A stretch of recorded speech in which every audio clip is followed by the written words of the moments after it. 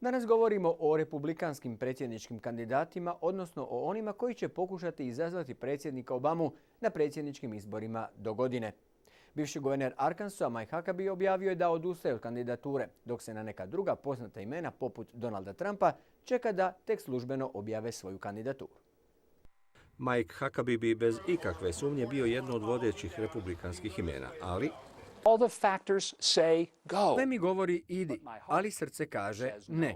I to je moja odluka. Huckabee je u prošloj predizbornoj kampanji 2008. godine odlično započeo, bio je vodeći republikanski kandidat da bi okončao kao drugi iza Johna McCaina. I bez njega popis republikanskih kandidata je povelik, ali poveliki su i problemi. Tu je Mitt Romney, čiji plan o zdravstvenoj skrbi konzervativci naprosto mrze skoro kao što mrze i plan predsjednika Obame. Newt Gingrich vuče mnogo političkih i osobnih problema iz prošlosti. Tim Pawlenty ima problema uvjeriti glasače da nije dosadan. Nekoliko imena se povlače više po novinama nego po eventualnim listama. Kao na primjer guverner Indijane Mitch Daniels.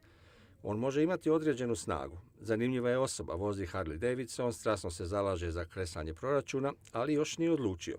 Kaže, odlučit će do kraja mjeseca. U međuvremenu je dobio potporu bivše prve dame, Laure Bush. Što kani učiniti Donald Trump? Hoće li se nadmetati za republikanskog predsjedničkog kandidata? Možda odluči već danas.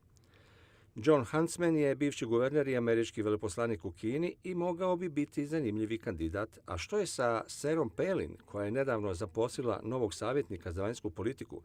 Je li to znak da će u predsjedničku utrku? I na kraju ime koje bi umjereni republikanci svakako voljeli vidjeti na popisu predsjedničkih kandidata. Guverner New Jerseya Chris Christie. Ne natječem se za predsjednika. I pored ove jasne i glasne izjave, mnogi republikanci odbijaju je prihvatiti te ga još uvijek nagovaraju da to učini.